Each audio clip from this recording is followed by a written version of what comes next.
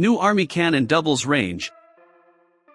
The latest version of the 57-year-old M109 armored howitzer just threw two different types of shell 65 kilometers downrange, just over 40 miles, in a test today at Yuma Proving Ground. That's more than twice the range of the current model, even using rocket-boosted ammunition. And the Army's Extended Range Cannon Artillery (ERCA) program is already working on further upgrades, including shells with built-in ramjets for yet greater range. The platform that was showcased today, we're already on contract with BAE for that, with 18 howitzers, a full battalion, entering service in 2023. General John Rafferty, Modernization Director for Long Range Precision Fires, told the Increment 2 version will be separate contract. The Army will hold an industry day for companies interested in Increment 2 probably in the next 3 to 4 months, once we get the acquisition strategy approved, Rafferty continued. But companies aren't waiting for that day of briefings to work on new technology. One of our industry partners will demonstrate ramjet capability later this year, he said. The ramjet is something that we're looking at for a longer range 155mm projectile.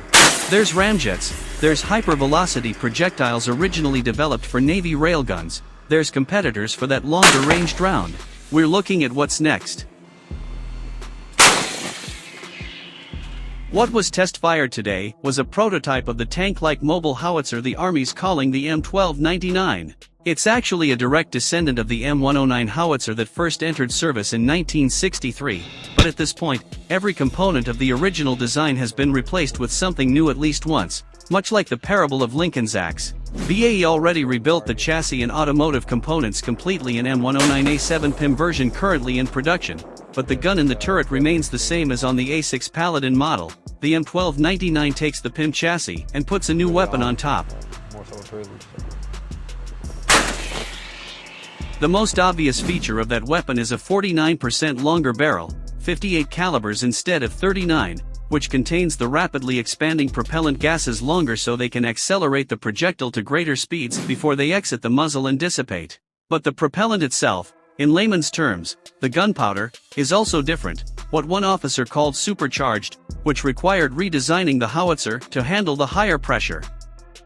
In today's test, the new ERCA weapon fired two different projectiles, the latest version of the battle-tested Raytheon Excalibur, a precision-guided shell used in Afghanistan and Iraq, and the all-new General Dynamics XM1113 rocket-assisted projectile, replacing the Cold War-era M549. Both used the supercharged propellant, and both successfully flew 65 kilometers, but the Excalibur also hit a precision target, Rafferty said, without adding further details.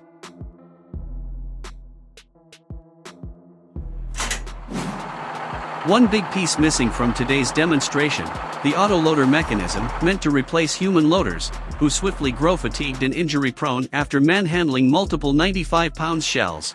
It will grab the desired type of shell from the ready rack, add the appropriate amount of propellant, in pre-measured bags, for the desired range, and even set the fuse, a task which currently requires two soldiers working together under the supervision of a sergeant. The autoloader will increase the howitzer's rate of fire as high as 10 rounds a minute, the Army says. That's one shell every 6 seconds. The autoloader is currently under development at Picatinny Arsenal, New Jersey, where the Army says it's making rapid progress. By the end of the year, it will undergo a test, in the lab, not in the field, to qualify for what's called Technological Readiness Level 6, demonstrated to work in a relevant environment. A field test, TRL-7, will follow in 2021, getting the autoloader ready to be fielded with the ERCA cannon and the M1113 shell in 2023.